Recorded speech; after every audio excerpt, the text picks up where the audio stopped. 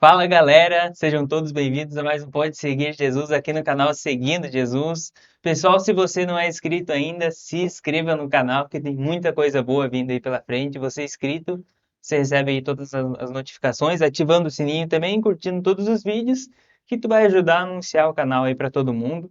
Ca- Cada vez mais curtida aí nos vídeos também, vai ajudando ali o algoritmo do YouTube a falar, ó, esse vídeo é bom, esse canal é bom Entregando para mais e vai pessoas, né? entregar para mais pessoas. E eu quero agradecer desde já então os nossos apoiadores, que é a Mecânica Box 66, do Cris e do Evandro. Deus abençoe a vida de vocês. Vai estar aqui, então. Eu tava indo assim, ó, mas vai estar aqui. Tem o Instagram deles ali também, na descrição também, pode chamar eles. Tem 20% na mão de obra. Então, se está precisando fazer uma manutenção no teu carro, qualquer coisa do tipo, eu estou precisando de novo fazer umas coisas no carro. Não. Eu ando um pouquinho, 20 mil km só no último ano. E eu quero agradecer a eles, que essa parceria continue aí mais e mais tempo. E Deus abençoe. E eu quero também agradecer a Alga Móveis, dos nossos queridos amigos e irmãos do Cleire e da Ana. Então, tudo que você precisa aí nessa questão de móveis sob medida, para o comércio, para a sua residência, chame eles que são top demais, são bênção de Deus. E que essa parceria continue também aí. E é isso daí, né, Brandão? Isso aí. Agradecer. São bênção. São bênçãos. Até a Alga Móveis também. Nos abençoou, né? Esses É, últimos dias aí, com os móveis lá da mídia, da igreja. Ficou ficou top. Muito bom, uma qualidade excelente, a montagem, tudo mais. O Então, pastor da igreja que agradecer, tá, né, agradecer a falando eles aqui. por essa ajuda. Muito obrigado mesmo, né? Ajudando a obra de Deus. Não só aqui, né? Eles estão ajudando a gente fora também, né? Uhum. O Cris aí sempre junto com a gente também nos ajudando, né? E a gente fica grato por ter essas pessoas junto com a gente, acreditando nesse projeto aqui, né? E investindo também, né?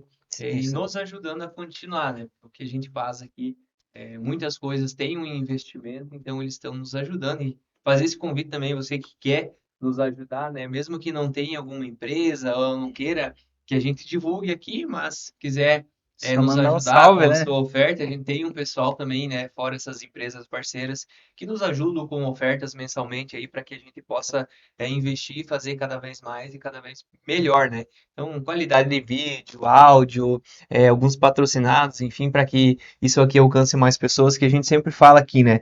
Que o objetivo principal é que chegue naquelas pessoas que elas sejam de alguma maneira transformadas também, como a gente foi, né? E através da palavra de Deus, né? Então, agradecer você que está aí, você que não é inscrito ainda, já se inscreve no canal, que depois você acaba se esquecendo, né? Vai ficando aí no vídeo, acaba esquecendo. Então, já curta o vídeo, já se inscreve no canal, já compartilha se você ainda não compartilhou aqui, para não ter preocupação daqui para frente, que hoje a conversa ela vai ser muito boa, né? Então, hoje está aqui conosco novamente, né? Já participou uma vez aí conosco, chegou aqui, o estúdio já está mudado também. Esteve Verdade. conosco aí no ano passado. Tivemos uma boa conversa com ele. É o pastor Givanildo Vieira, de Nonoai. Amém. Seja muito bem-vindo mais uma vez aqui no nosso meio. Hoje para falar de um assunto mais pontual, digamos assim, do que nós estamos acostumados aqui, né, no nosso canal, né? Aquela primeira conversa que a gente sempre tem, né, para conhecer um pouco mais. Mas hoje a gente vai estar conversando a respeito de um assunto em específico, um tema específico que está aí na descrição do vídeo, né? Mas o tema de hoje é intercessão e cura, o poder da oração sobre os enfermos. Mas primeiro, Givanildo, muito obrigado por aceitar esse convite mais uma vez, sair da sua cidade. Hoje, vocês podem ver através do vídeo, está um pouquinho Um frio. pouco frio, um pouco Então, frio. que bom, deixou sua família fazendo compra, ele falou, e veio aqui, né, nos passar um pouco mais da sua experiência, para nós conversar um pouquinho mais, e que bom que você está aqui, né? Quero agradecer a Deus por esse convite, em primeiro lugar a Ele, né? E também a vocês aí que nos deram a oportunidade de podermos estarmos aqui. Amém. E agradecer ao Senhor pelas oportunidades que Ele nos dá de poder falar um pouquinho daquilo que Ele fez, daquilo que Ele é na nossa vida e compartilhar eu posso dizer assim, uma grão de areia na imensidão de uma praia do que é a palavra de Deus, né? Que é uma profundidade de riqueza, né? Amém, amém. Pastor, seja muito bem-vindo novamente. Aí, Brando já te falou isso, mas seja muito bem-vindo. Obrigado por ter aceito o convite. E que essa agradeço. conversa aí seja bênção tanto para nós quanto para, enfim, para as pessoas que vão estar escutando aí, né? Amém. É isso aí, acho que vamos já para minha primeira pergunta. Pergunta A gente tá aqui para aprender hoje também, então a gente vai Exatamente, tem isso daí também. mais perguntas do que contribuir talvez com esse assunto. Mas pastor, para nós começar, o que seria intercessão segundo a Bíblia, ou o que a Bíblia fala a respeito da intercessão e oração? Bom, a gente falar sobre intercessão abre-se um leque muito grande, né? A gente olhar para a Bíblia Sagrada, a gente vai ver tantos exemplos de fé, de pessoas que foram intercessoras e na vida prática, da experiência da vida, mas a Bíblia ela tem muitos textos, né?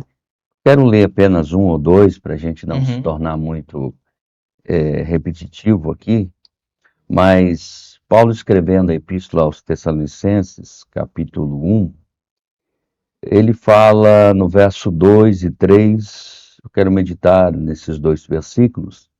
Ele diz aqui: sempre damos graças a Deus por vós, todos, fazendo menção de vós em nossas orações. Então, lembrando-nos sem cessar, número 1, da obra da vossa fé, número 2, do seu trabalho, e número 3, do amor e da paciência da esperança de nosso Senhor Jesus Cristo. Fazendo menção, eu quero de vós em nossas orações. Eu quero pegar essa expressão, fazendo de vós menção em nossas orações. É interessante que a igreja primitiva, nós temos o exemplo do que é uma igreja que vivia em constante oração. Paulo escreve depois do capítulo 5, dizendo, orai sem cessar. É um texto bastante conhecido, né? Mas quando ele diz fazendo menção de vós nas orações, ele lembrando daquela igreja, do trabalho da vossa fé, né? De todos os atributos, ela importava fé, ela importava trabalho e importava amor para as demais igrejas. E a igreja de Tessalônica foi uma igreja também que ela, junto com os irmãos da igreja de Filipos, que fazia parte de Colossos, Tessalônicas e Filipos, um conjunto de tríade, de 3 igrejas. E a igreja de Filipenses foi uma igreja de Filipos, quando Paulo prega naquela colônia romana, estava subalterno ao Império Romano, especificamente ali, quando Paulo recebe aquela visão lá em Atos, daquele varão macedônio, passa a Macedônia e ajuda-nos, e a primeira cidade da Macedônia era Filipos, uma cidade, segundo os historiadores, tinha muitos militares romanos que habitavam ali. E ali o evangelho ele teve uma abrangência muito grande, a ponto que outras igrejas que Paulo passou, que foram desbravadas, Filipos foi uma igreja singular, atingindo ali Tessalônica, atingindo ali a tríade dessas 3 cidades. Posso dizer que foi a primeira igreja em dar e receber, em ofertar e contribuir para o ministério de Paulo. Número 1. Por isso, no capítulo 4 de Filipenses, diz, nenhuma outra igreja deu a dar e a receber, senão somente a vós. Então, Paulo já estava ali, não tinha ninguém que contribuía, ofertava no ministério dele para sustentá-lo. Então, ele, nos primeiros passos que ele deu na obra missionária, ele tinha ofício de fazer tendas, costurando tendas, e até então, depois que ele teve o seu processo de conversão em Atos 9, ele vai lá para Tarso. No capítulo 11, Barnabé foi buscar a Saulo, né, que era Paulo, que é apenas um trocadilho ali, né? Ele tinha dupla nacionalidade, judia e romana. Então, não é que Deus mudou o nome dele, mas é porque ele tinha dupla nacionalidade. E foi a busca dele. Eu sempre digo que se não fosse um Barnabé, não existiria um Paulo, que é considerado como príncipe do apóstolo dos gentios, ainda que ele diz, eu sou o principal dos pecadores, Cristo me apareceu como um abortivo, mas ele disse tudo isso considerando que Barnabé foi um grande instrumento para buscar Paulo. E depois que eles foram no capítulo 13, lá para a igreja de Antioquia, ele permaneceu até a sua saída do capítulo 9 até o capítulo 11, para a chamada do capítulo 13, 9 anos ele permaneceu lá. 9 anos ele permaneceu nesse processo. Nos primeiros dias da sua conversão, ele esteve ali em Damasco, né? Logo depois ele teve que sair às escuras de Damasco para não ser preso após a sua conversão. E nesse processo todo, que depois da chamada dele, ele foi pregar o evangelho depois da saída, onde o capítulo 13 nos diz que o Espírito Santo usou um daqueles irmãos em profecia, porque lá no capítulo 13 diz que na igreja de Antioquia havia profetas e mestres, a saber, Simeão, Níger, né? Lúcio, está lá o nome até. E o Espírito Santo disse, apartai-me, separai-me a Barnabé, a Paulo, para a obra que eu vos tenho chamado. A partir dali da primeira viagem missionária, a igreja que deu a comunicar a ele foi Filipos depois de muito tempo. E ele, se lembrando em consideração aqueles irmãos, a igreja de Tessalonicenses, Tessalônica, ele faz menção dizendo, faço menção de vós nas minhas orações.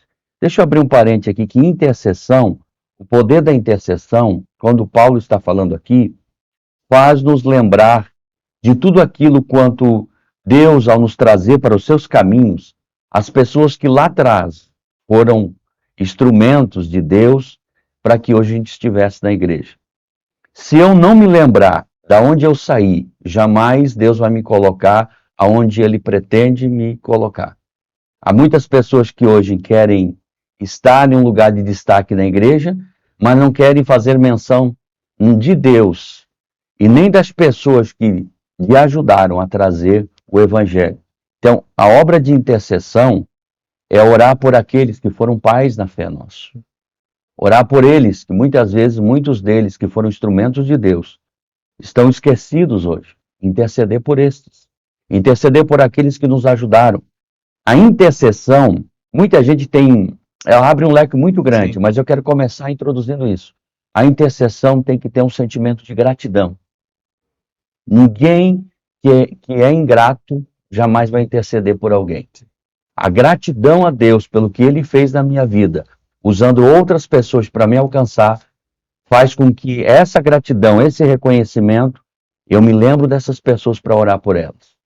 Sem receber nada em troca, simplesmente clamar ao Senhor.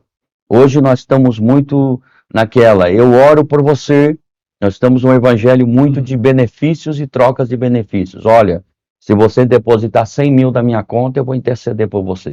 Se você colocar tanto isso, eu vou orar para você prosperar. Não, lembre-se primeiro, tenha um sentimento de gratidão. Paulo teve um sentimento de gratidão.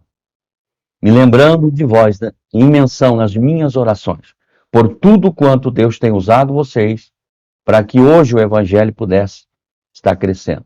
Então, o poder da intercessão, ele é movido pelo sentimento de gratidão. Nenhuma pessoa que não tem gratidão no seu coração, ela não tem o poder intercessório.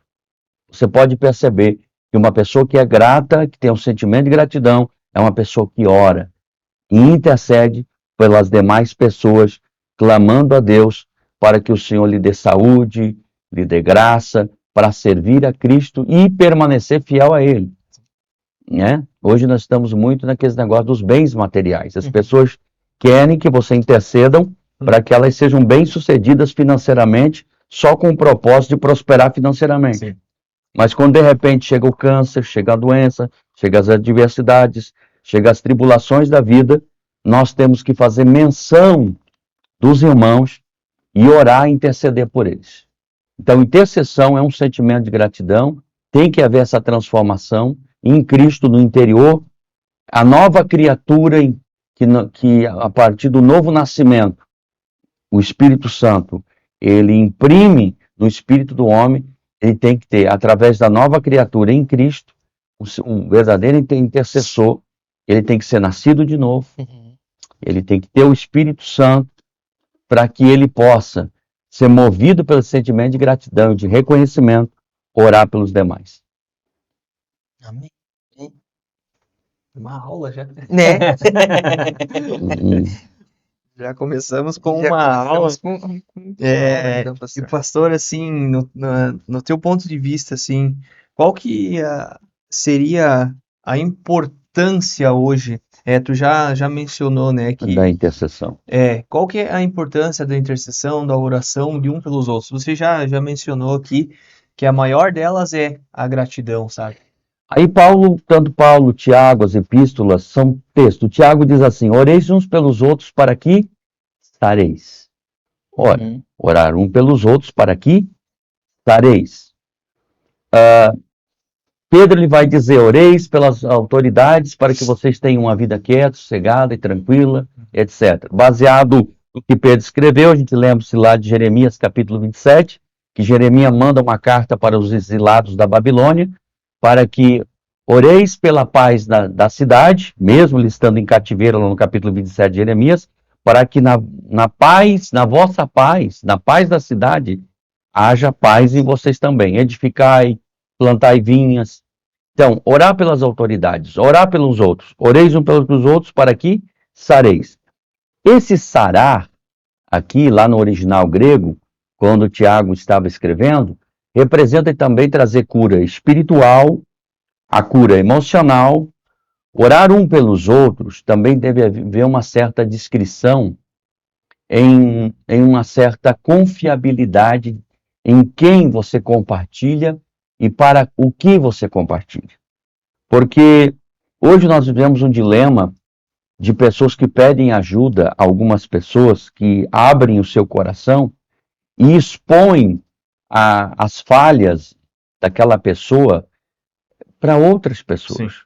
Hoje, o que eu mais encontro hoje dentro das nossas igrejas da Assembleia de Deus, a gente percebe que muitos líderes obreiros, quando alguém abre o coração para aquela, vai lá e abre todo o seu coração da sua vida. E aí eu percebo que algumas pessoas que abrem o coração, quando ela sai de lá, chegou na sua casa, todo mundo já sabe o que aconteceu. Isso é um problema sério. Porque interceder por uma pessoa, orar por alguém, o objetivo é sarar aquela ferida interna ou curar aquele problema que está acontecendo com aquela pessoa. A intercessão tem que ser uma coisa entre você e Deus. Sim. Nós não perdoamos pecados. A Bíblia diz que o sangue de Jesus nos purifica de todo pecado. E Ele é fiel e justo para nos perdoar. Lamentações 3:22 diz: a misericórdia do Senhor é o fato de nós não sermos consumidos, ela se renova a cada manhã e não tem fim. Mas lá em Provérbios 28:13 também diz: aquele que confessa, aquele que encobre a sua transgressão não prosperará, mas aquele que confessa e deixa alcançará misericórdia. E aquele que encobre a sua transgressão não prosperará. Aí a pergunta inteligente que se faz é essa: confessar para quem? Né? Há um tempo atrás, o pessoal diz assim, tinha que confessar com o pastor.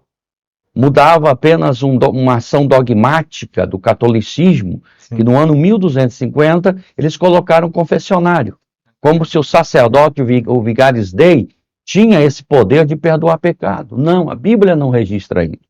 A Bíblia diz que Ele é fiel e justo para nos perdoar. Então, quem perdoa pecado não é homem, é Cristo. E Ele, pelo poder da cruz e pelo sangue, que a moeda espiritual que cobre, que purifica pecado, é o sangue de Cristo. Então, quando alguém vem confessar problemas, situações, na intercessão, ela tem que ser uma intercessão direta a Deus. Alguém me confessou um problema dele, eu não vou poder perdoar o pecado dele. Sim. Porque quem perdoa pecado é Cristo. Eu não vou trocar o confessionário pelo um gabinete pastoral que vai, eu vou lá confessar para o pastor. Quando você abre o teu coração, primeiro, você tem que saber com quem você está abrindo o teu coração. Sim. Segundo, você tem que confessar para Deus o teu pecado e abandoná-lo. Nada adianta você confessar a homens, tem que confessar a Deus e abandonar o seu pecado. A Bíblia diz, aquele que confessa e deixa, mas deixa o quê? Deixar. Confessar para quem? Diretamente a Ele. Se existe um só intermediador, como Paulo escreveu a Timóteo 2,9, entre os homens e Deus, Jesus Cristo, homem, só existe um só. Então Ele, lá em Hebreus 7,25, Ele é o nosso sumo sacerdote. 1 João 2,1, filhinhos, não pequeis, mas se pecar, temos um advogado junto ao Pai. Então, aconselho não pequeis, mas se pecar, temos um advogado. Hebreus 7,25, temos um sacerdote que vive para interceder por nós. Então a Ele, lá em Hebreus 4,16, diz, chegamos com confiança ao trono da graça. Sim. Então, a intercessão de alguém, oreis uns pelos outros, é para que aquela pessoa se fortaleça na fé, abandone o seu pecado, e nós, pela nossa oração, na individualidade, eu orando, buscando ao Senhor ali, para que ela se firme na fé. Não eu expor os pecados alheios, os pecados individuais daquela pessoa. Então, isso é uma crise, porque hoje há uma crise de confiabilidade no nosso meio. Há pessoas que já não abrem-se mais o seu coração a alguns líderes espirituais, por essa falta de confiança. E isso não deve, nós não perdoamos pecado. Nós simplesmente podemos ajudar a interceder, orientar para aquela pessoa, ao confessar o seu pecado, ter um sentimento de arrependimento e abandoná-lo, para que a partir dali, ao abandonar aquele pecado, a misericórdia de Deus seja acessada na vida dela. E hoje realmente a gente vê que antigamente era mais comum você ter a imagem do pastor como alguém que vai te ajudar em oração para que você orientar e tudo mais. E hoje, como o pastor bem colocou, há essa preocupação. Eu estou passando por dificuldade no meu casamento, mas se eu contar para o pastor vai contar para a esposa vai passar não sei para quem. Aí tem aquela, não, mas eu contei, não é que eu contei o teu pecado, eu compartilhei com o irmão aqui para me ajudar em oração. E se acabou realmente essa confiança nos homens, no altar em geral, em você falar. Porque também, creio eu que em determinado tempo, os pastores também usavam disso. Se o irmão foi lá, confessou, o que acontecia? Então você está em disciplina, vou te tirar daqui, você desce daqui, você senta lá. Está excluído da ceia, está excluído da igreja. Aí vem o julgamento da igreja. O que aquele irmão fez porque o pastor deixou ele estar ali? Alguma coisa de errado ele fez, traiu a esposa, fez... E começa aquele pré-julgamento ou o julgamento sobre aquele irmão. Gálatas 6:1 fala isso. Quando Paulo falou sobre a disciplina, ele trata sobre esse assunto. Ele trata aqui sobre esse assunto dizendo, encaminhai o tal com espírito de mansidão. E olha, muitas pessoas hoje, sabendo que esse espírito de mansidão que Paulo está falando aqui, é exatamente isso. É que nós precisamos entender que se eu não tiver espírito de mansidão, sabendo, se colocando no lugar da pessoa que também sofreu, padeceu por aquela dificuldade, nós estamos sujeitos. Como ela está sujeito, nós também estamos sujeitos ao mesmo pecado que ela errou, a mesma falha que ela cometeu. Paulo diz assim, sabendo que nós estamos sujeitos a isso. Caminhar em tal com espírito de mansidão, sabendo que nós estamos sujeitos de igual modo. Então, a disciplina, de fato, as disciplinas espirituais, não é eu excluir alguém da igreja. Não é eu simplesmente dizer, você não pode mais vir em culto de oração. Você não pode mais participar da igreja. A verdadeira disciplina tem que ser totalmente o inverso. A partir de hoje, você não pode mais falhar culto, meu filho. A partir de hoje, você vai ter que o primeiro a chegar na igreja e o último a sair. Não proibir de vir na igreja. Porque isso é um pontapé que você dá para que a pessoa não volte mais. Pelo contrário, o que é disciplina? Se você tem uma disciplina, é um regramento. A partir de hoje, eu quero que você estiver na igreja. Como é que você vai poder fortalecer aquela pessoa espiritualmente para ela abandonar o pecado? Ela vencendo a própria natureza caída dela. A prática do jejum, a prática da oração, a prática da meditação da palavra, buscando ser cheio do Espírito Santo, se arrependendo dos seus pecados. E quanto mais eu busco a Deus, quanto mais eu frequento, mais assíduo eu sou, mais eu tenho condições de ser fortalecido e abandonar aquele pecado. Então a disciplina tinha que ser totalmente o inverso. Sim. É. Eu escutei um podcast que o pastor falava e ele fez uma ilustração muito interessante a respeito disso. Porque hoje, quando um membro ele está com essa ferida aberta, ele usou essa expressão, Uhum. um pecado, enfim, essa ferida está aberta, a nossa ideia é excluir. E ele fez uma menção, se você é membro de um corpo, Uhum. se você feriu o teu dedo, ele está ferido, fez alguma coisa que ferir, você vai curar o teu dedo fora do corpo? Como que você vai tirar esse membro fora do Sim. corpo para curar ele?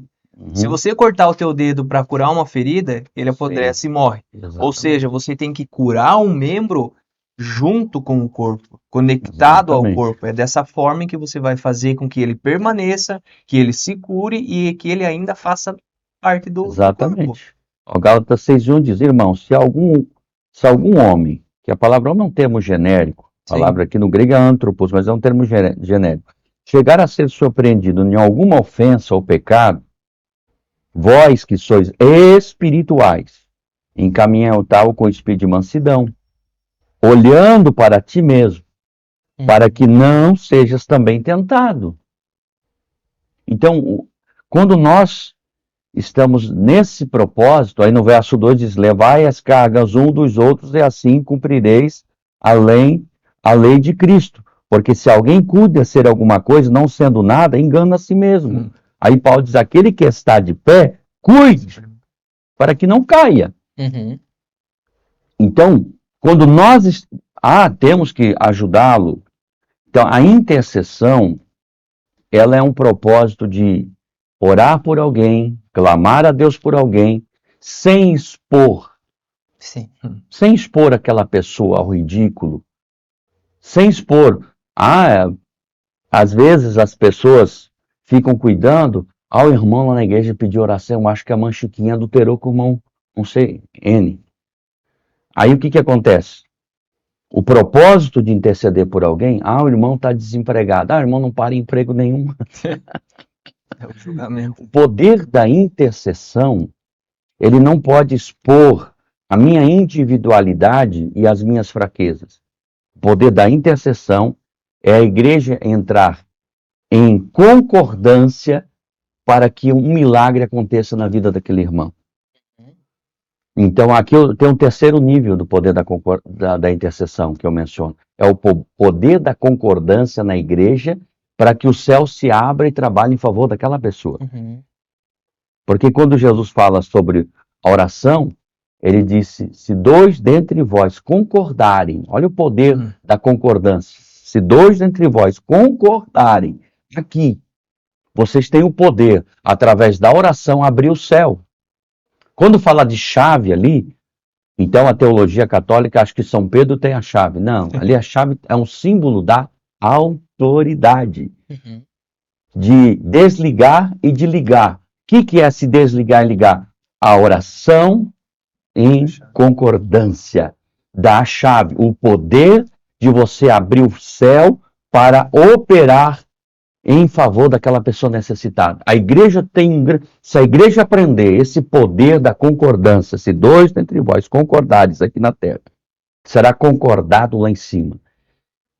E esse poder da concordância, quando alguém está com câncer, pessoas que estão doentes na igreja, a igreja clama aquela pessoa, intercede por ela, com o poder da concordância. Isso acontece dentro do nosso lar, dentro da nossa casa, quando a gente chama a família e vamos concordar que a partir de hoje não vai chegar mais esse espírito de miséria aqui. Vamos fechar a porta. Concordar significa traçar porque a Bíblia ela é tão cheia de combinações proféticas. A lei lá atrás, Por que 2 ou 3? Porque a lei lá atrás estava dizendo que tinha que haver 2 ou 3 testemunhas para que tudo fosse confirmado. Pela lei tem que haver 2 ou 3 testemunhas. Então Jesus, para mencionar o aspecto da lei, ele diz, tem que haver 2 ou 3 testemunhas. Haja um acordo. E aí ele representa toda a igreja. Quando a igreja entrar em concordância, os céus serão movimentados em favor dela. A maior dificuldade de Deus responder a oração não está no pecado que nós erramos. Porque nós erramos todos os dias. Está na falta do poder da concordância em nós se unirmos em comunhão para Deus atender a oração. Em prol de uma causa alheia. Não em prol só das nossas necessidades pessoais. Aqui está o segredo do poder da intercessão.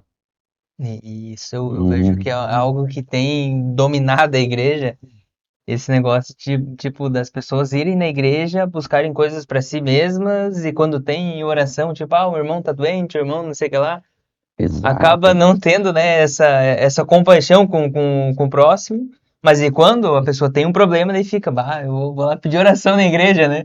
E vira vira um ciclo vicioso isso. E realmente é algo muito importante mesmo isso daí.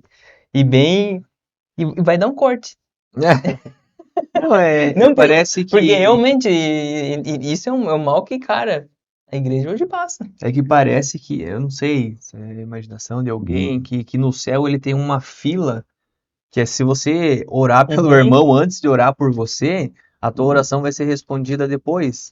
E sabe, essa preocupação em que tudo para você é imediato, que para mim eu tô pior que todo mundo, e o Deus tem que me atender, Deus tem que me escutar antes, e uma, sabe, em gerar essa resposta rápida de Deus que a igreja ela acaba não fazendo, sabe? Você não acaba não entendendo que, voltando ao assunto, que você faz parte de um corpo, que você é membro de um corpo. Aquele corpo tem várias pessoas que você tem que orar por aquelas pessoas também, pelo teu irmão, muitas vezes deixar a tua oração, a tua necessidade de lado para você também interceder pelo outro. Isso também abre os céus, como o pastor falou aqui, né? E essa seria um assunto também que eu ia pedir, né? Como que a intercessão ela se relaciona com a cura divina, né? Porque hoje a gente está falando de intercessão, oração, comunhão, mas daí também tem a parte da cura divina que a gente estava falando, que o pastor agora falou a respeito de... Só para reforçar ali, né? Mateus capítulo 18, versículo 18, disciplina e perdão. Muita gente, quando usa esse texto para excluir alguma pessoa da igreja, já vi muitos usarem esse texto aqui, a palavra exclusão, lá do grego, significa amputação, é amputar. Quando você amputa alguém, você não tem como mais religar ela. Um órgão amputado não tem mais como regenerar. Então aqui ele diz assim, aqui ele fala de 3 recursos. O primeiro recurso, vai você e teu irmão. O terceiro, leva 2 testemunhas contigo. Depois apresenta à igreja. Perceba que isso aqui não é uma decisão autoritária de um líder. Não é eu que desligo. Tem que apresentar-se à igreja. Toda a igreja em concordância deve definir. Se alguém lá não concordar, não há conciliação. Não se pode. E o texto diz, também vos digo que se 2 de vós concordarem na terra, porque no verso diz assim, antes que ele fala na concordância no 19, 17, e se não escutar, diz-o à igreja, a todos. Se também não escutar a igreja, considera como gentil. A igreja toda deve decidir. Depois ele fala, em verdade, vos digo que tudo que ligares na terra será ligado no céu. O poder da concordância da igreja. Não é a luz do contexto da individualidade autoritária de um líder, mas é o poder da concordância da igreja. Esse texto tem sido mal interpretado há muitos anos, porque aqui fala de lei do contexto. Que a Bíblia tem a lei do contexto histórico, imediato, remoto e gramatical. É a lei do contexto, tá claro. Aí ele diz, olha, tudo que ligares na terra será ligado no céu, tudo que desligares na terra será ligado... Mas o que liga? Eu, pastor, seja presidente, bispo, apóstolo, não é eu que tenho esse poder de ligar e desligar. É o poder de concordância da igreja. É o que a igreja clama, é que a igreja, no poder da concordância. Também vos digo que se 2 entre vós concordares na terra acerca de qualquer coisa que pedirem, isso lhe será feito por meu Pai que está no céu. Dentro desse poder da concordância, gera o quê? Gera aquilo que Deus sonda os corações, conhece as nossas intenções, e ele vai entrar, então, com o poder sobrenatural do milagre. Então, a última instância, eu sempre digo que a exclusão, ela não é eu sempre digo que ela não é uma opção a ser tomada por pecados que são cometidos. Sim. Os pecados que são cometidos são perdoados. Uhum. A igreja pode ter uma disciplina, eu sou a favor da disciplina, mas que disciplina? Não excluir, cobrar. Você tem que orar mais. Você não pode faltar culto. Né. O doente tem que ser tratado. Ele tem que ser diagnosticado e tratado. Uhum. Ele precisa orar mais. Tu não pode perder culto de oração. Tu não Talvez pode- isso tenha afastado muito essas curas, digamos. Essas. Aí o poder da intercessão, o que acontece? Existem muitos pecados por falta, vamos puxar lá, por falta de credibilidade e de confiança. As pessoas não confessam mais seus pecados. Nem para Deus e não abandonam. Uhum. Não pedem mais ajuda para sair. Outras pessoas, é claro que nós temos um grupo de pessoas que não querem mais servir a Cristo e abandonar o erro. Tem gente que, como diz, aquele que encobre a sua transgressão não vai prosperar. Deus, ele é misericordioso, mas para quem usa de misericórdia com a sua própria alma. Porque a Bíblia diz, ame o teu próximo como a ti mesmo. Quem não tem amor próprio, não tem amor pela sua alma e não busca ter uma vida para glorificar a Cristo. Logo, as pessoas não confessam seu pecado, não abandonam o seu pecado. E é um dos meios que muitas pessoas não são curadas. Porque se ela está vivendo uma prática pecaminosa do pecado e continua numa vida errante, automaticamente as suas orações não serão respondidas. Porque eu posso clamar e orar e interceder por alguém, mas aquela pessoa ainda não abandonou o pecado dela, ela começa a se afastar, porque o afastamento espiritual ele é gradativo, ele não vem do dia para a noite. Você perceba que nessa pandemia, nesses quase 2 anos de pandemia, há pessoas que nunca mais voltaram para a igreja. É. Eu conversei com muitos pastores em algumas cidades e alguns estados que me disseram, presbíteros, obreiros de igrejas, até hoje nunca mais voltaram. Aí você me pergunta, pastor, foi com medo de serem contaminados com o coronavírus que eles não voltaram para a igreja, mas não deixaram de frequentar os restaurantes, os mercados, os bancos? E não foi por medo disso. Foi exatamente a demonstrar que a espiritualidade deles não passava apenas de uma aparência de piedade, uma religiosidade falsa. Uhum. Eles não têm um novo nascimento. O que falta dentro da igreja hoje é a pessoa ser nascida de novo. Eu sempre digo que necessariamente para você nascer de novo, você tem que estar na igreja. Sim. Mas nem todo mundo que está na igreja é nascido de novo. Nós temos Deus de amor religiosos, Assembleia de Deus, nós temos religiosos, batistas religiosos. Nós temos muitas denominações com muita gente que não tem vida no Espírito. Uhum. E quem tem vida no Espírito tem temor de Deus. E logo que ele peca, se ele cometer um pecado, alguma coisa, ele não quer permanecer daquele jeito. Porque ele tem temor de Deus. Ele vai com o Senhor, me purifica a minha alma. Ele vai buscar em Deus vida. Por isso que a causa de muitas pessoas não serem curadas hoje dentro da igreja é por falta dessa renúncia. É por falta desta sinceridade com Deus, em abrir a boca, confessar o seu pecado e dizer, Senhor, eu pequei. Ele está pronto a nos perdoar, mas ele quer ouvir a nossa sinceridade do nosso coração. Hoje nós temos muita gente que vai uma vez por mês na igreja para tomar ceia, e logo depois a sua vida volta aos botequins da vida, à pornografia, aos bares da cidade, volta a viver uma vida descomprometida. Então nós precisamos o quê? De compromisso. Deus está buscando. O evangelho é o evangelho da cruz. Uhum. Não é o evangelho que eu busco apenas benefícios. Paulo diz assim, a nada me propus saber entre vós, a não ser Cristo crucificado. Não existe evangelho sem cruz.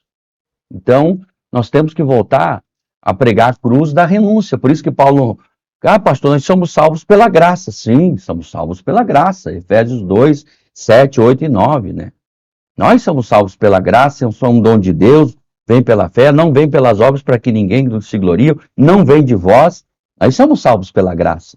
Mas não é a graça que leva ao caminho da libertinagem. Porque o mesmo Paulo também escreve Romanos 8 e 1, dizendo, nenhuma condenação há para os que estão em Cristo Jesus, nenhuma. Mas que não andam segundo a carne, mas que andam segundo o Espírito, para aqueles que nasceram de novo. Uhum. Por quê? Porque a lei do Espírito de vida que há em Cristo Jesus, no verso 2, me libertou da lei do pecado e da morte. Se outra vez eu me submeter à lei do pecado e da morte, eu estou crucificando Cristo novamente. Aí o que eu vou interceder? Eu quero ser curado. Mas o Senhor disse, você precisa ser sarado. Você precisa viver uma vida de compromisso comigo. Quantas pessoas que eu orei e Jesus não curou, eu intercedi por elas, Deus não cura, porque elas não querem ter um compromisso com Deus. E nós sabemos que há pecados que é para a morte. Por esse, João escreveu, digo que não rogue por eles, não ore por eles. Em que pecado para a morte é esse? Tem pecado para a morte. No Antigo Testamento, a gente vê 27 tipos de pecado que eram para a morte. Adulterou, morte. Se prostituiu, morte. Feiticeiro, morte. Adorou falsos ídolos, morte. Tem pecados para a morte ali. E esse que João estava escrevendo? Se Cristo perdoou todos os nossos pecados, né? Ele zerou tudo. Só que as pessoas que entram para Cristo, vivem debaixo da graça, né? Para viver na graça, quando ela abandona Cristo, quando ela é a apostasia. Existem 3 pecados que são imperdoáveis na Bíblia. A blasfêmia contra o Espírito Santo, a apostasia que está em Hebreus capítulo 6, a blasfêmia do Espírito Santo está em Mateus capítulo 12, e aqueles que não liberam perdão. Para quem não perdoa, não é perdoado. Para a oração dominical de Mateus 6, perdoai aqueles que têm nos ofendido, para que o vosso Pai que está no céu também vos perdoe.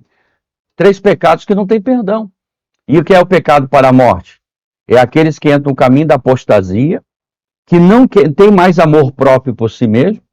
O Espírito Santo, ele é o último a sair do homem.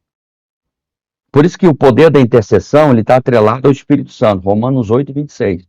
A gente ora e intercede, porque às vezes a gente não sabe como orar, como convém orar. E o Espírito Santo nos ajuda nas nossas fraquezas a orar. Paulo escreve em Romanos 8, 26, diz isso. E esse poder de intercessão que nós temos hoje é pelo Espírito Santo. Uhum. Mas a partir do momento que o homem peca contra Deus, vai pecando contra Deus constantemente, Efésios 4:30 diz, não entristeçais o Espírito Santo, a qual fosse selados, né, para o dia da vossa redenção, no verso 28, 26 ali, você vai ler o contexto, a ira, a cola, a glutonaria, dissolução, a borrachice, e tantas outras coisas que são mencionadas ali, e uma delas, que está afastando o Espírito Santo das igrejas, para Deus operar a cura, vocês vão concordar comigo? A Bíblia diz, não dê as pérolas aos porcos. Não dê essas coisas lá em Mateus capítulo 7. O que Jesus queria dizer isso? Ultrajar o poder do reino vindouro. Ultrajar, blasfemar. Gente imitando línguas estranhas, blasfemando de línguas estranhas. Gente fazendo chacota de profecia. Gente falando mal do Espírito Santo nas redes sociais. Gente aí, isso é jogar as coisas sagradas. Que o Espírito Santo é muito sério. E aí, gente imitando línguas estranhas, fazendo chacota. E isso vai fazendo o quê? Um afastamento de Deus. Aí quando ora para... Aí quando entra no desespero, porque é o ser humano assim, quando entra no desespero, quando fica doente, o médico dá um diagnóstico, a pessoa... Até o irmão que Deus usa em cura, tem não sei o quê, as pessoas buscam um recurso imediato. Mas qual foi a semeadura que ela fez? Isso é muito importante. Eu quero dizer para todos que estão nos assistindo que o melhor caminho que nós devemos traçar é o caminho da humilhação. Paulo escreveu aos Coríntios dizendo, eu subjugo meu próprio corpo para que, vindo pregar aos outros, não venha eu ser reprovado. Olha o que Paulo falou, que é forte, hein? O que é subjugar? Nossa arrogância, nossa soberba, nosso orgulho, né? Renuncio. Eu tenho que renunciar muitas coisas da minha vida para alcançar e ganhar a Cristo, o Espírito Santo, na minha vida. Então, por isso que muitas pessoas, às vezes, não são curadas no poder da intercessão. Não quero dizer que cada situação é um caso que se desenha, mas muitas pessoas, por causa disso, não são curadas. E hoje já vem daí também um julgamento em que as pessoas procuram isso na igreja sem ter esse entendimento, procuram pastores e tudo mais, querem oração para isso e para aquilo, e acabam não sendo curadas ou as orações não sendo atendidas e elas acabam, de certa forma, culpando a igreja. Não, porque eu pedi oração, sei lá, para cura do meu filho, ele não foi curado, vocês não oraram, ou acabam julgando a igreja de maneira errada. Exato. Paulo escrevendo, só para a gente fortificar aqui, para a gente aqui, 1 Coríntios 9, citei o 27, o 25, 26, ó. Todo aquele que luta, de tudo se abstém. O que ele está falando? Todo aquele que luta o quê? Ele está falando no grego aqui, original, no koiné, de uma batalha, de uma guerra. Abstém-se. Eles os fazem para alcançar uma coroa corruptível. Nós, porém, uma incorruptível. Ele está falando de um atleta lá, uma corrida olímpica, que para que ele atingisse aquela coroa naquela corrida, ou nos Jogos Olímpicos, que Paulo estava falando aqui, lá na Grécia, licitando para Corintos, um exemplo para eles, que eles se abstêm. Abstêm de quê? Tem disciplina. Eles têm que ter disciplina para poder alcançar o primeiro lugar. Porque o segundo e o terceiro não era contado na corrida. Ele menciona 800 anos atrás, começou as Olimpíadas lá na Grécia, ele falando para a igreja de Corintos, olha, vocês conhecem as corridas. Então, aquele que não se abster, não tiver uma vida disciplinada, ele não vai atingir o primeiro lugar, que ele vai ter que treinar muito, ele vai ter que ter uma alimentação equilibrada, ele vai ter que fazer exercício, ele vai ter que correr muitas milhas, como diz o americano. Mas eles correm atrás de uma coroa, que era uma folhada de louro a ouro, uma coroa corruptível. Aí ele vê no verso 26, pois eu assim corro, ele faz, não como a coisa incerta, assim combato, não como combatendo o ar. Aí no verso 27, antes subjugo o meu próprio corpo, uma disciplina, e reduzo a servidão, para que pregando aos outros eu não venha, de alguma maneira, a ficar reprovado. Ou seja, não adianta eu dizer que sei tudo de Bíblia, sou PhD em teologia, tenho 60 anos, sou Matusalém da fé, Matusalém viveu 969 anos, de repente, não, sou um Jared da fé, viveu 962, eu sou Noé da fé, viveu 950 anos, sou um Lameque 777, sou um Adão, viveu 930, velho na fé, enferrujado, mas já não tem mais aquele fervor. Sim. Perdeu o foco. Paulo disse, eu subjugo o meu corpo. Há uma disciplina, porque eu estou numa carreira espiritual. E eu não posso desanimar. Eu tenho que permanecer até o fim, sabendo que nós estamos correndo por uma coroa incorruptível. Então, as pessoas têm que ter um foco. Porque começar uma coisa, terminar outra. E a gente vai ter dificuldades, vai ter os altos e baixos da vida cristã. Todos nós temos. Sim. Tem dia que você está um gigante na fé, mas tem dia que você está para baixo. Meu Deus, vem aqueles pensamentos, gente, ser humano. Por isso que o importante é perseverar. A rainha das virtudes é a perseverança, diz um sábio. Nenhuma outra virtude, ela se destaca se a perseverança não tiver nela. Eu posso ser honesto, até deixar de ser. Isso. Até deixar de ser. E pastor, tu lembra, tu já passou por esse processo de intercessão, oração para cura e aconteceu ali, né? Eu sempre digo assim que a intercessão é um poder, né? Lá Ezequiel diz, Deus disse para o profeta Ezequiel, eu olhei, procurei alguém que se colocasse na brecha. O que é? Alguém que se colocasse na brecha. Existe até alguns historiadores que contam a interpretação desse texto, quando Ezequiel foi um dos 10.000 que foram levados para a Babilônia, dos cativos. Primeiro foi a linhagem real, né, onde foi Daniel, Misael, Ananias e Azarias. Depois, numa segunda leva, que Nabucodonosor, no ano 586, toma ali Jerusalém.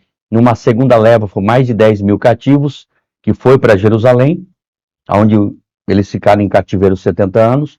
Nesses 10 mil cativos estava Ezequiel ali, lá junto ao rio Quebar, acampado na Babilônia. E Jerusalém fica aqui em Jerusalém. Alguns camponeses ali, o profeta Jeremias também fica ali. Ezequiel vai para os que junto aos cativos que estavam acampados ao rio Quebar, e Daniel vai para a corte babilônica como profeta estadista. Todos os três eram contemporâneos, do mesmo tempo, mas Jeremias estava em Jerusalém. Quando Jeremias estava em Jerusalém, nesta ocasião, logo depois que foram os reis que Jerusalém ali, que era a capital do Reino do Sul, né, Judá e Benjamim, que formavam as duas tribos, que eles foram deportados. Na ocasião se colocava um rei vassalo, que ficava subalterno ao rei da Babilônia, cobrava-se impostos, e nessa ocasião estava o templo ainda não foi destruído. O templo foi destruído depois, lá no tempo de Zedequias, lá mais no final, foi Joaquim, Jeoaquim, que foram filhos de Josias, que depois Zedequias, que se rebelou contra Nabucodonosor, aí ele destrói, né, Jerusalém, enfim. Mas até então o templo estava de pé lá. Jeremias, na ocasião, era profeta também em Jerusalém, e muitas perguntas se fazem. Qual era a pergunta mais principal? É que vários reis invadiram Jerusalém em certas ocasiões, mas o templo de Salomão, a arca do concerto, a arca da glória, que tinha um propiciatório, ela ficava no oráculo, que dava 10 metros por 10 metros, ficava lá. A pergunta que se faz quando, no tempo de Roboão, lá quando dividiu o reino, quando foi invadida Jerusalém, por que eles não tomaram a arca? É uma pergunta. Né? Porque a gente lê os textos em Crônicas e Reis e tomaram os tesouros da casa do Senhor, mas tu vê que eles não levavam a arca. Às vezes a gente não para pensar nisso. A gente vai estudar a Bíblia, ver por quê. Porque havia a tenda de Davi. E ali, quando eles pegavam a arca, quando eles viam que o reino estava sendo ameaçado, os sacerdotes levavam, tiravam a arca do lugar santo e escondiam a arca e levavam para os montes, para que, porventura, aquilo que representava o símbolo mais sagrado de Israel, que era a arca do concerto e da glória de Deus, não viesse a ser tomada pelos inimigos. Quando Ezequiel registra aquele texto, a ninguém eu encontrei para que se colocasse na brecha, é que os sacerdotes tinham uma brecha no fim do templo, aonde por ali se passava uma arca com cordas e levavam para que o inimigo não tomasse a glória de Deus. A ninguém se colocou ali, naquele momento, para que pudesse, os sacerdotes estavam contaminados. É muito forte isso. Ezequiel capítulo 8, Deus leva Ezequiel em visão, lá do rio Quebar, que dava 800 quilômetros da Babilônia a Jerusalém. Deus toma em espírito, leva ele, e você vai ler o capítulo 8, ele entra dentro de câmaras que haviam deuses que estavam pintados na parede, e os sacerdotes do templo oferecendo incenso àqueles deuses falsos, dentro da recâmara do templo, dos compartimentos do templo. Então, quando Ezequiel protesta, lá na Babilônia, tendo a visão aqui de Jerusalém, naquele período, ele está dizendo, ninguém se colocou na brecha para que a glória de Deus viesse ser preservada. Sim. Ninguém se colocou como intercessor para interceder por uma causa. Ninguém cuidou da arca para que o inimigo não tomasse a arca. Ninguém. Eles estavam tão devotos à idolatria, que no capítulo 8, aí a glória de Deus saiu do templo, Deus já não estava mais lá pela idolatria que havia dentro do próprio sacerdote, adorando a falsos deuses, os pseudos deuses, esculpir imagens pintadas na parede, uma falsa da idolatria. Aí você, mas dentro do templo, pastor, dentro do templo, adorando falsos deuses. Aí a glória sai do templo, vai para o Stargate, que era o pórtico. Do pórtico, a glória de Deus saiu da arca, veio para o pórtico, do pórtico veio para o portão da cidade, o portão da cidade foi embora para as montanhas e foi embora. E essa glória só vai voltar no período do reino de Cristo, lá no milênio, quando Cristo vir em glória, na sua segunda vinda, no capítulo 40, 48 de Ezequiel, na construção do terceiro templo, que é o templo milenial, aonde a glória de Deus virá, que é a vinda de Cristo lá no Armagedon, que vai estar lá o governo de Cristo, essa glória retornará para Jerusalém. Até hoje ela não retornou mais. Então eu quero dizer uma coisa para você, a verdadeira intercessão, no tempo da graça, é nós clamarmos ao Senhor, pedir para que Jesus continue curando, batizando com o Espírito Santo, salvando, transformando vida, produzindo vida no Espírito. Nós não podemos parar de orar hoje, muita pouca oração. Intercessão com o propósito de fazer com que o Espírito Santo se manifeste no meio da igreja. Hoje as pessoas estão preocupadas, eu vejo muito pouco foco nisso. As pessoas são preocupadas em resultados financeiros. Uhum. Claro que é uma consequência, Sim. mas eu tenho que estabelecer prioridades. Então as prioridades hoje, buscar o reino de Deus. O reino de Deus aqui é o invisível, porque o poder da cura fala do reino. O que é cura? É reino. É o invisível manifestado no visível. É reino. Batismo com o Espírito Santo é reino. Nós estamos vivendo o último avivamento do século. Nós estamos vivendo o último avivamento do século XVIII para trás. Começou o século XVII, XVIII. Deus começou a mover o país de Gales, a Inglaterra, depois as pregações de John Wesley, as pregações de George Whitefield e outros. Deus começou a trazer o último avivamento. No século XIX até agora, Jesus batizou mais de 500 milhões com o Espírito Santo. Nós estamos vivendo o derramar do Espírito dos últimos dias. E eu acredito que estamos vivendo no preliminar do arrebatamento da igreja. E nós temos que buscar. O batismo com o Espírito Santo foi deixado de lado. Quem vai passar isso para frente? Nossos cultos de ceia, a igreja intercedia e clamava para Deus batizar com o Espírito Santo. Chamava as pessoas para orar pelo batismo. Chamava as pessoas que estavam doentes nos cultos para interceder para Jesus curar. As cruzadas de milagres de cura na década de 70, pastor Bernard Johnson, na década de 80. Cadê as grandes cruzadas de cura? Faleceu esses tempos o pastor Jim Swagger, né? Eu me inspirei em muitas das pregações dele. Eu tinha 6, 7 anos de idade, na Rede Bandeirantes, que era traduzido na época, em 84, 85, eu assistia a ele e colocava os litros e as vassouras e comecei a pregar desse jeito. Eu pregava para os litros e para as vassouras, vendo aquele homem pregar na televisão. Pregou, né? Onde Deus revelou no ano 1977 para ele, que ele era da Assembleia de Deus. Eu acostumado a orar para 4, 5, meia dúzia, 10, para Jesus batizar o Espírito Santo. Deus disse, eu vou mandar o avivamento do último século, do século 20 para o 21. E eu vou batizar 1000 com o Espírito Santo em um só culto. E lá em 84, ele orou em Nova York, com 15, 18 mil pessoas lá, nos maiores centros lá, que tinha, Jesus batizou 1000 com o Espírito Santo. E hoje, cadê a oração para batismo com o Espírito Santo? Quem está passando esse bastão para frente? Se até eu faço um pedido aqui, para quem eu sou apenas uma voz, né? Uhum. Mas que Deus possa levantar nossos líderes, voltar a orar pelo batismo com o Espírito Santo, voltar a orar pela cura divina na igreja, voltar a orar pelas pessoas que estão fracas na fé, para que Deus renove espiritualmente, voltar a pregar santidade na igreja, voltar a pregar sobre o arrebatamento, porque tudo isso vai passar. E Deus tem me cobrado ultimamente a pregar sobre isso. Porque o poder intercessório da igreja tem que ter prioridades. Porque se eu interceder só para Deus dar uma BMW para o irmão, só para Deus dar uma casa de 10 milhões para o outro irmão, eu sou itinerante, eu não tenho salário. Às vezes eu oro, intercedo para Deus abrir porta, nós precisamos viver. Mas Deus tem prioridades. Uhum. A tua alma é mais importante, tua salvação é mais importante, teu casamento é mais importante, tua vida espiritual com Deus é mais importante. Eu me preocupo com meus filhos, eu me preocupo com ter um filho adolescente, e, meu Deus, tem aquele dia que eles não querem ir para a igreja, minha esposa fica nervosa, Por quê? Porque a gente sabe que o mais importante é a salvação deles. Sim. E hoje tem que ter prioridades o evangelho. E essas prioridades, às vezes, está sendo deixado de lado, né?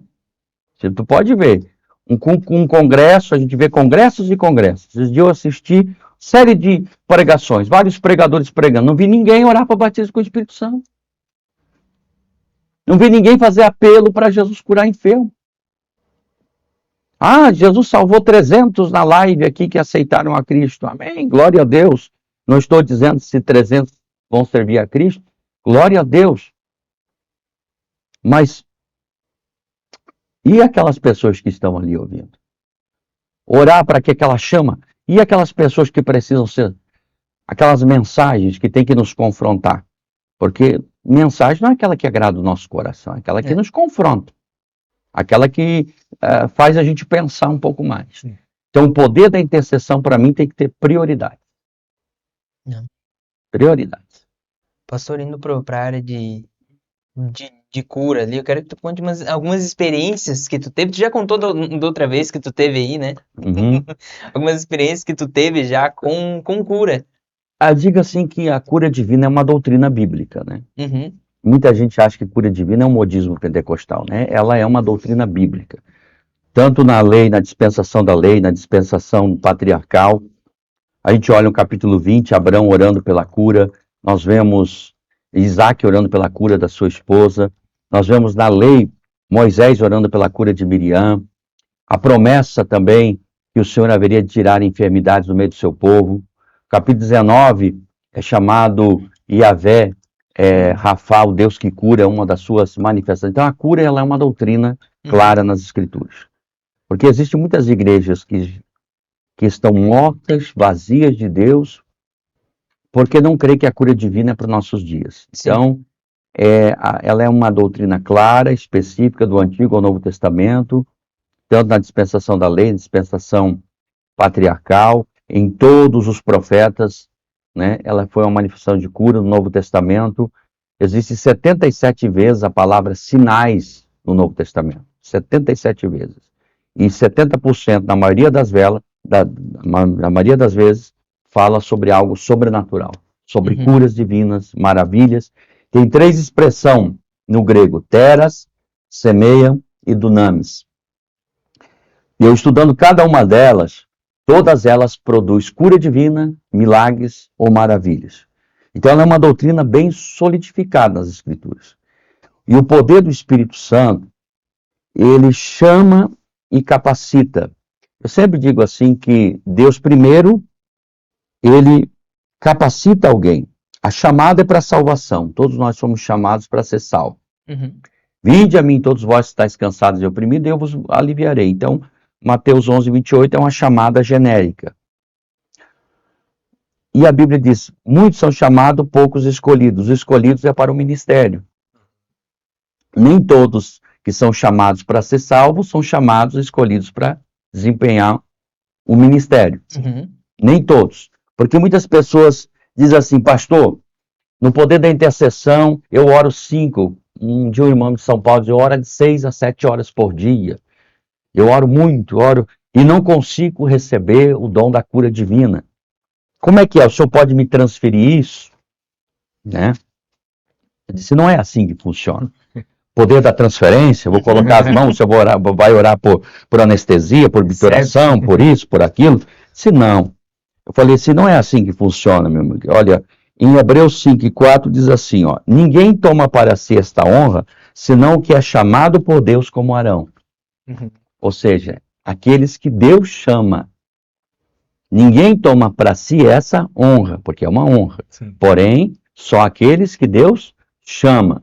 Em Efésios 4:11, de Deus deu uns. E lá em 1 Coríntios capítulo 12, também outro texto claramente que eles acham que é o poder da transferência. Então eu vou orar uma noite inteira, eu vou orar e jejuar, e simplesmente Deus vai me dar porque eu oro, porque eu jejuo muito. Não. Não é simplesmente por orar muito que Deus vai te dar um ministério. Eu conheço pessoas que têm a capacidade de orar muito, mas não ter o dom da cura. Conheci um homem que ele amanhecia orando. Só que se ele fosse pregar, ele não tinha o dom da oratória. As pessoas ficavam dizendo, pastor, o homem ora demais, mas quando prega todo mundo dorme. O que é isso? Diz assim, ele tem o poder de interceder há muito tempo. Sim. Nem todos os homens que intercedem têm o dom da cura para ministrar na igreja, mas tem o poder da intercessão para operar milagres. Um homem que tinha um orfanato, agora eu esqueci o nome dele, não sei se é John D. Miller, ele tinha um poder extraordinário da intercessão, que todos os pedidos que ele orava, ele tinha que estar arriscando, eram milhares de pedidos respondidos. Só que ele nunca usou um altar de uma igreja para ministrar, ele nunca pregou para ninguém, ele se trancava num quarto e orava, que até a rainha da Inglaterra ia visitá-lo, porque quando ele estava orando, Deus respondia às suas orações. Muitos milagres ocorriam na esfera da intercessão, mas não no poder da ministração. Ele não tinha aquele dom de cura para ministrar. Então perceba que há pessoas que têm algo que outros não têm. Sim. Por isso que no capítulo 12, verso 28, Paulo diz assim, e a uns pôs Deus na igreja, primeiramente apóstolos, em segundo lugar profetas, em terceiro ensinadores ou doutores, depois milagres, depois dons de curar. Olha só. Socorros, governos, variedade de línguas, porventura são todos apóstolos? A resposta é óbvia, é lógico. Não. São todos profetas? Não. São todos doutores? São todos operadores de milagres? Têm todos o dom de curar? Têm todos o dom de curar? Falam todos diversas línguas? Interpretam todos? A resposta é óbvia. Não. Por quê? Porque segundo a graça de Deus, Deus deu a honra àqueles que ele chamou. Depois lá em Efésios 4:11, Deus deu Deus é que deu à igreja. E logo depois, Romanos 12, a questão da cura, ela tem uma dimensionalidade.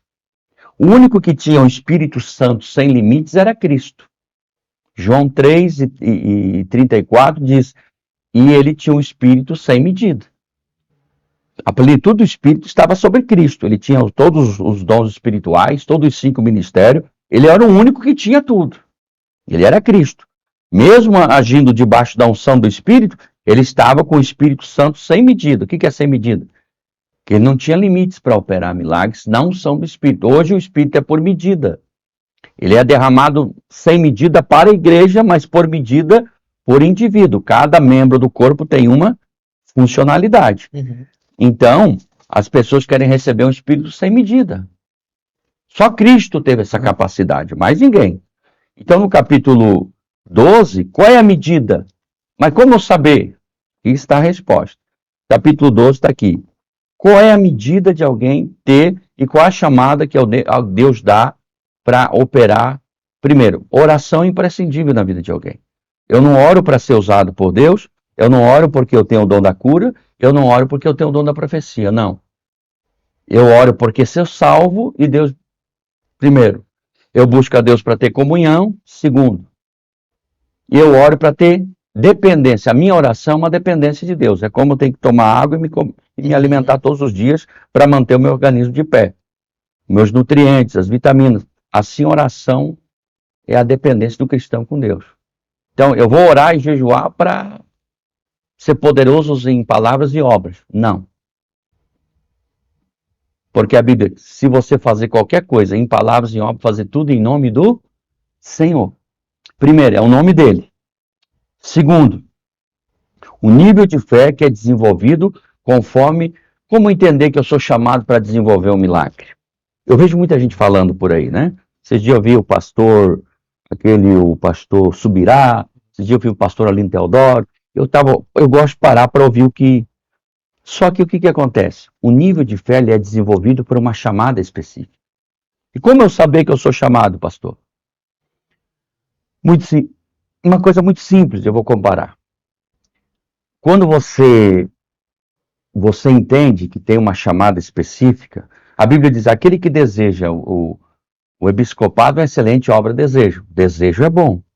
Só que o desejo de fazer alguma coisa nem sempre é o dom que Deus vai despertar em você para ser aquilo que Deus vai manifestar na tua vida.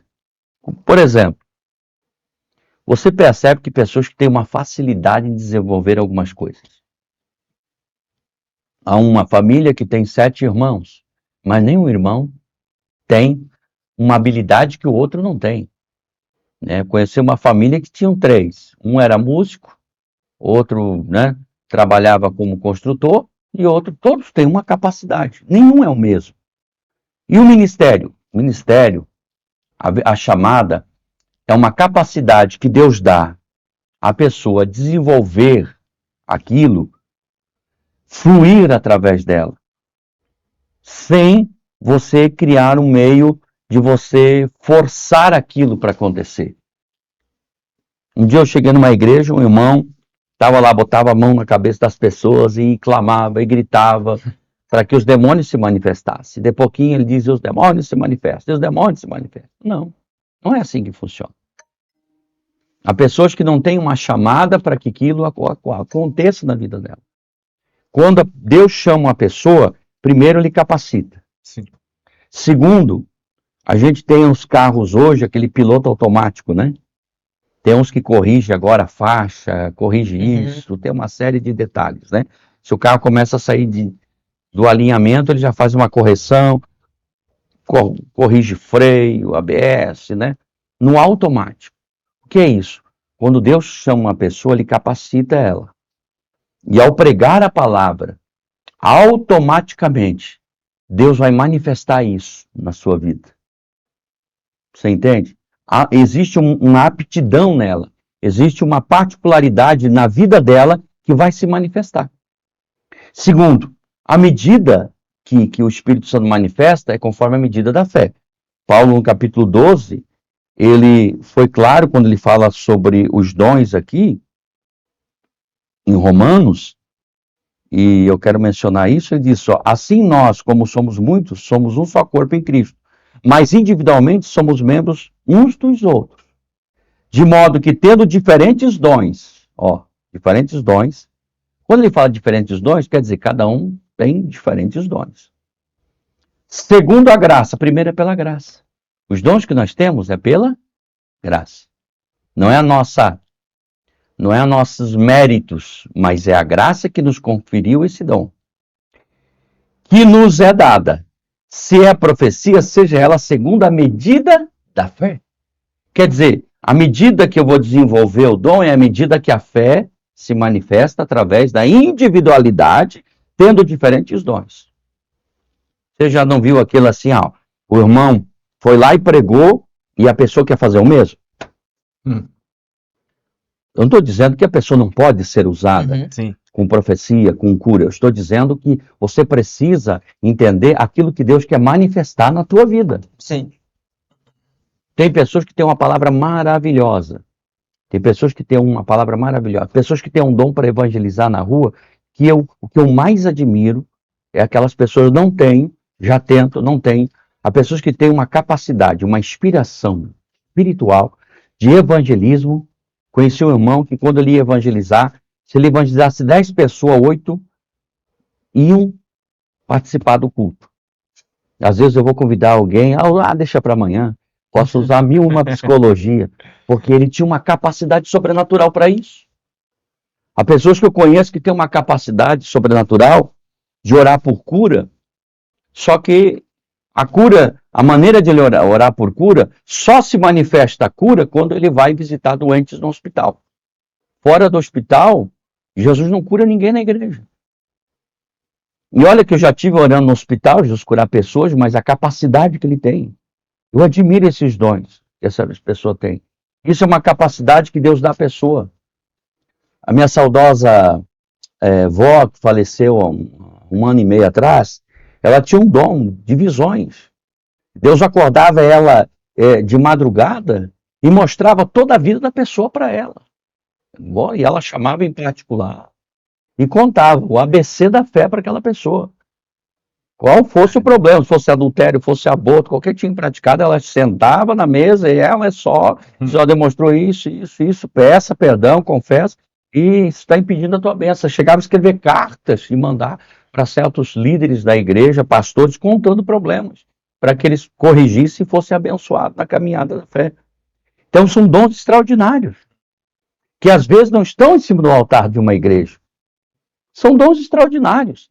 Tem pessoas que levam tantas pessoas a Cristo que só a eternidade, aquele dia, vai nos revelar de tanta gente usada por Deus que não estão na mídia, que são anônimos. E eu quero dizer para os irmãos aqui, mais tem gente usada por Deus no anonimato do que estão na mídia hoje, tá bom? Muita gente que não está na mídia hoje, mas estão cumprindo com o seu propósito. E nem por isso estão deixando de ser usados por Deus, e naquele dia muitos no tribunal de Cristo terão um galardão que muitos de nós, que eu mesmo, não vou chegar nem no tendão de Aquiles deles, pelo grau de galardoamento, porque eles estão fazendo para Cristo, sem esperar holofote, sem esperar aplausos, né? Sem esperar nenhum tipo de recompensa. Então, às vezes, eu vou pregar em algumas igrejas que não ofertam na minha vida, que não me abençoam, a gente já fica bravo, né? Porque a gente tem família para sustentar. Aí o Senhor vem falar comigo, tem crente? Eu não sou crente mais do que esses. Eu não sou crente mais desses que se formam, abandonam tudo a sua profissão e vão lá no meio do nada, lá no meio do acaso, na África, lidar com crianças, abandonar toda a sua vida só por amor a Cristo. Eu não sou mais crente do que eles. Então, às vezes eu peço perdão todos os dias, porque os dons de Deus, eles se manifestam às vezes com o propósito de glorificar Cristo. Então, quando eu estou na igreja, eu peço, Senhor, tenha misericórdia de mim. E eu quero ser útil para glorificar o teu nome. Eu não quero usar dos milagres para me promover. Não é para promover. Hoje a gente vê muita promoção pessoal. Muita gente está entrando na internet com 10, 20 milhões de seguidores com promoção pessoal. Eu tenho aqui um Rolls Royce, eu não sei o quê. Para que isso, gente? Para que esse tipo de coisa? Né? Eu até admiro jovens pregadores que estão vindo aí, mas eles até, na verdade, eles têm aquele sentimento de fazer, mas o direcionamento deles são bem intencionados, mas mal direcionados. A direção está indo ao contrário. Nós temos que glorificar Cristo. Daqui a pouquinho você vê uma explosão. Pum! Fulano abandona a fé e vai para práticas mais obscuras e todo mundo fica de cabelo de pé. Por quê? Porque tocar na santidade de Deus é algo muito perigoso. Atribuir a glória que só pertence a Ele é algo muito perigoso. Então nós temos que sempre manter-se na dependência de Deus. E eu assim, sempre quando eu prego a palavra, eu prego a palavra. E os sinais seguirão os que creem. E hoje a maior dificuldade é a gente voltar aos valores espirituais de outrora. A igreja voltar a orar, buscar o batismo com o Espírito Santo, buscar a salvação, a transformação de vida, buscar a cura divina que está sendo esquecida por algumas igrejas. A cura divina está sendo deixada de lado, né? Esses dias eu estava orando e que Deus use de misericórdia, que haja um despertamento. Investe milhões e milhões e milhões em templos. A gente vai por aí e tem que se buscar novamente aqueles valores espirituais. Né? Amém. Amém? É isso aí, pastor. Isso aí. E outra coisa também, eu estava lendo um livro de um americano esses tempos, ele dizendo o seguinte, que os Estados Unidos, ali na década de... Agora, nos últimos 30, 40 anos, os Estados Unidos investiu mais de 3 trilhões de dólares construindo templos. E nesses templos, hoje, muitos deles vazios. Hoje há poucas igrejas pentecostais nos Estados Unidos. Outrora, os Estados Unidos foi uma potência do evangelho pentecostal. Por quê? Porque muitos estão indo embora. E quem vai dar o seguimento? Né? Nosso Brasil também, quanta gente boa Jesus está levando. Quando eu ia pregar em certas igrejas, quando eu acabava de pregar, o pastor ligava para mim, disse, pastor, nós queremos que o senhor pregue a palavra de Deus aqui e ore por cura divina, ore por batismo com o Espírito Santo, ore por transformação de vidas. O pastor tinha aquela prioridade, tinha prioridade, eles queriam. Hoje, eu às vezes vou a alguns lugares pregar, se pastor, é o seguinte, o senhor tem 30 minutos, o povo tem que trabalhar amanhã, cada um tem as suas atividades, né? Aí, de repente, o que eu percebo? Quando começa um esfriamento na igreja, que não vem de hoje, Deus começa aquele esfriamento espiritual na igreja, aí começa a sair gente. Aí, de repente, abre uma igrejinha ali, outra lá, hoje denominações são muitas. Aí começa a fracionar, começa aquela fração de pouca gente. Enquanto nossas igrejas, outrora, nós tínhamos igrejas mais humildes, igrejas de madeira, mas nós não tínhamos onde botar o povo. Nós não tínhamos onde acolher o povo, porque o povo era sedento e faminto pelo poder de Deus. E uma do poder da intercessão é orar para que haja despertamento espiritual, de fome e sede de Deus, para voltar a buscar essa essência do Espírito Santo. Não existe um evangelho sem o Espírito Santo. Não existe, né? Paulo, escrevendo em Romanos 1,16, eu não me envergonho do evangelho, porque o evangelho é o poder de Deus. O evangelho é poder de Deus para a salvação de todo aquele que crê, primeiro do judeu, depois do grego. E a gente tem uma dificuldade hoje nas igrejas, e eu vejo mais perto isso, que para você atrair pessoas hoje, a igreja tem que pagar alguém famoso, alguém que está na mídia, trazer aquele nome para que aconteça alguma coisa, ou você tente erguer a igreja, né? E uma vez eu meditando na palavra me veio essa frase, que hoje o nome que vai pregar é mais importante do que aquele que foi pregado.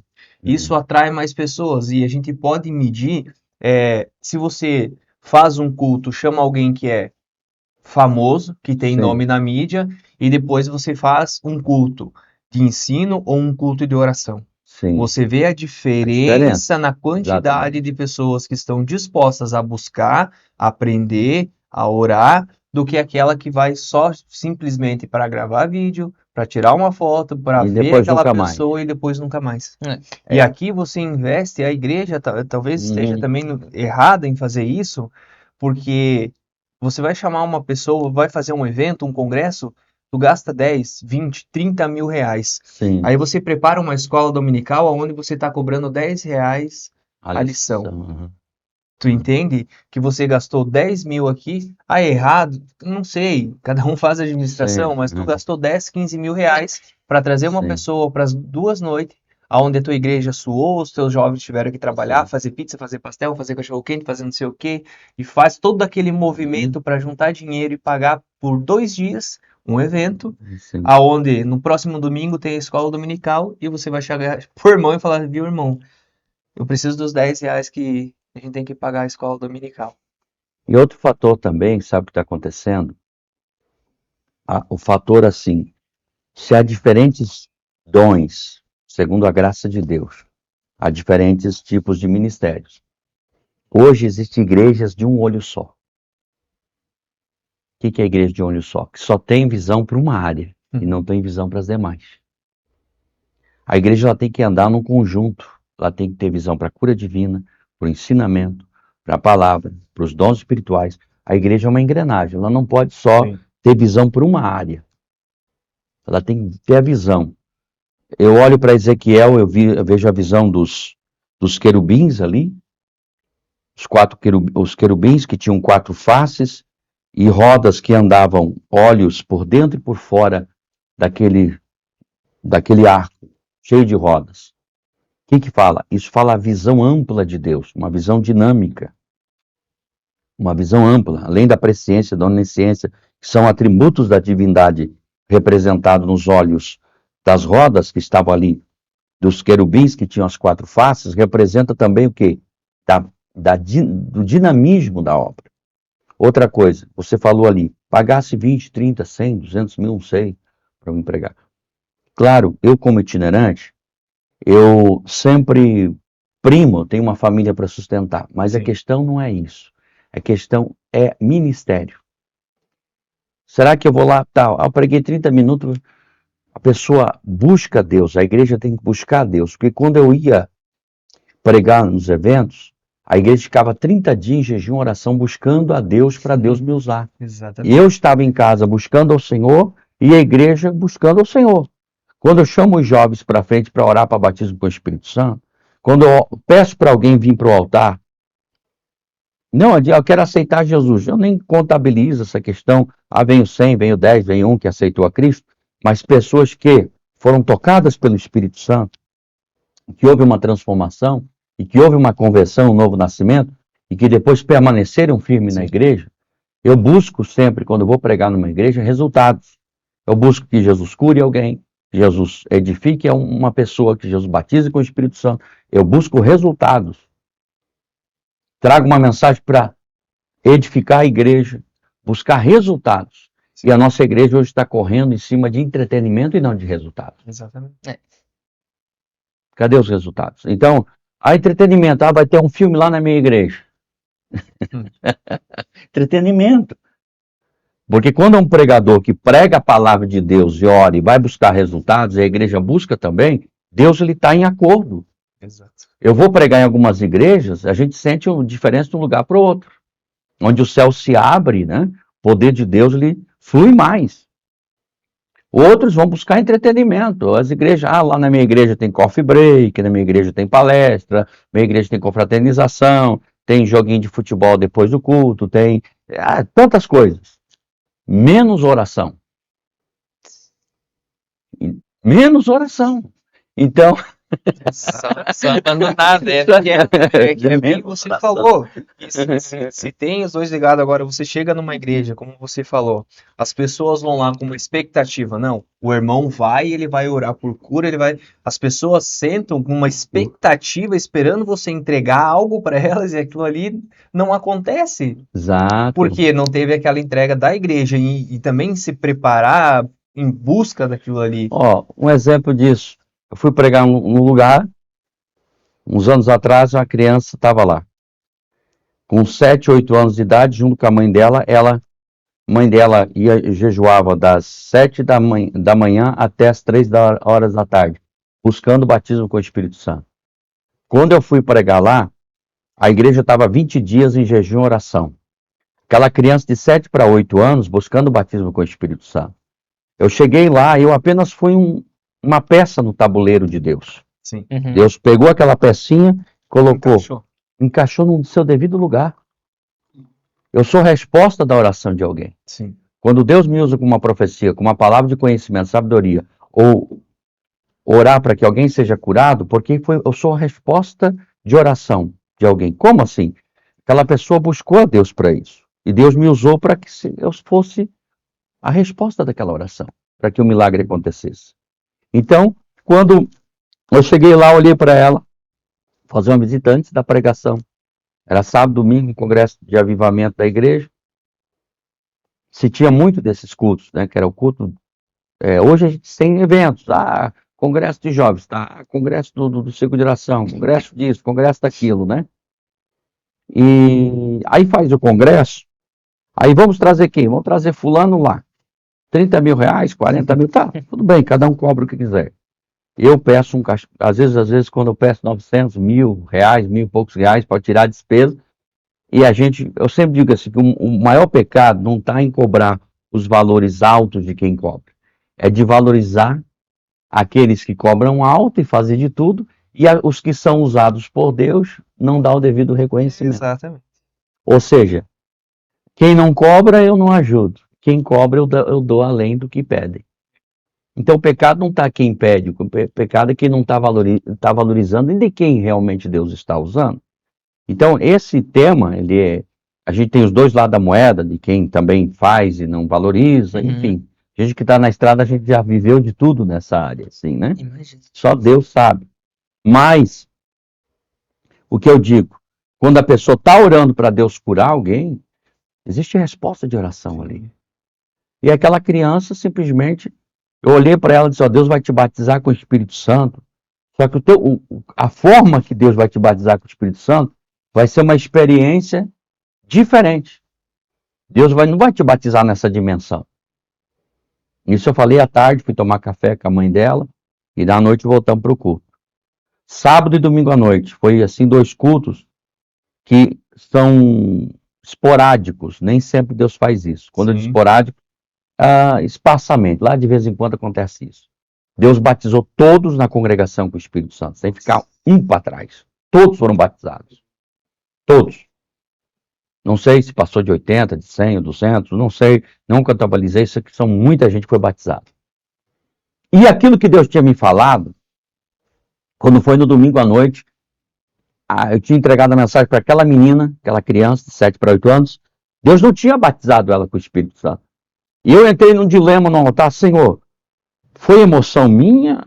Sim. Ou o Senhor me usou mesmo? Se foi emoção minha, não tem problema nenhum. A gente é ser humano, a gente comete erros. Não é porque você é falso profeta e falou uma coisa que não aconteceu, não é isso.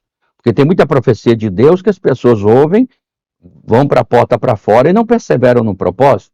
Como é que Deus vai cumprir uma coisa que a pessoa não permanecer no centro da vontade de Deus, obedecendo a palavra? Qual é o centro da vontade de Deus, pastor? Obedecer a palavra. Aí a pessoa vai para o pecado, a prostituição, Deus não tem compromisso de cumprir com aquilo que ele fala. Aí eu pensei, Jesus, foi emoção minha? Disse, não, tu chama ela agora no final.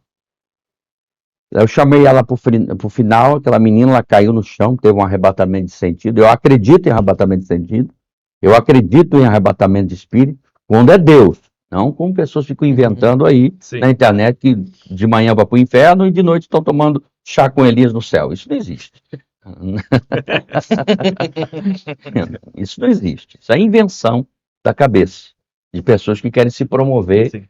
Não, agora existe arrebatamento verdadeiro de espírito e existe aquele verdadeiro arrebatamento de espírito, de sentido, é quando a pessoa tem uma experiência, que ela teme e treme diante de Deus. E ela não vai querer se autopromover por cima daquela, é uma experiência pessoal, onde aquela pessoa vai ficar com uma marca para a sua vida. E ela vai, como Isaías teve, aquela visão de Isaías, no capítulo 6, foi uma visão de um antropomorfismo que os teólogos falam, Deus manifestado na figura de um homem, porque Deus é espírito, a glória dele no trono, diz, eu vi o Senhor assentado sobre um alto e sublime trono. Seu séquito, que era a borda, as auréolas do seu manto, enchia o templo. Né? E os serafins voavam acima dele, diziam uns para os outros, santo, santo, santo, é o Senhor dos exércitos, toda a terra está cheia da sua glória. E os meus olhos viram o Rei, o Senhor da glória. Me viram. E de repente ele disse, ai de mim, Senhor, que sou um homem pecador, e habito no meio de um povo de impuros lábios. E os meus olhos viram o Rei. E aí ele disse que ele viu um anjo que com uma tenaz tirou uma brasa do altar e purificou. Isto é a experiência com Deus. Quando nós sentimos o temor e o tremor, e nós vemos a nossa condição de pecador. Não dizendo, o anjo vem aqui tomar café comigo, outro dia tá Gabriel aqui, outro dia eu jogo bola com o Miguel. Eu não acredito nisso. Não me perdoar, mas eu não acredito nisso. Hã? Eu vejo tantas coisas Quer finalizar, pastor? Sim. Eu vejo tantas coisas na internet que é um absurdo. Então, tudo gera uma santidade, temor de Deus na nossa vida. Amém, amém. Amém, irmão? É isso aí. Pastor, vamos finalizar, né? E obrigado por ter vindo, pastor. Tem que marcar outro já. Tem que marcar outro, já tem que marcar outro mesmo. E pá, vir aí falar de Jesus, contar a experiência, né? Tem bastante coisa para falar, né, pastor? Tem, verdade. A gente Quer mandar fala demais. A gente fala bastante. Quer mandar um abraço, talvez, pastor? Um abração a todos os irmãos. Quem ficou com nós até agora é crente, viu? Que aguentar pregador faz demais. Daí diz assim, quem ficou com a gente até agora porque é crente. Deus abençoe. E o pessoal acho que eu ouvi 10, 15 minutos e vazar, né? Sim. Quem é mais fica aí, né? Mas quem ficou até agora é crente, te digo uma coisa para você. Busque a Deus enquanto se pode achar. Invoque enquanto está perto. Eis o tempo, o dia que nos fez o Senhor. Amém. Amém, amém, Deus pastor. abençoe. Alguma coisa aí, Brandon? Acho que é isso daí, né? Eu queria por mim ficava, mas o pastor Deixou já. A família já estão ligando aí.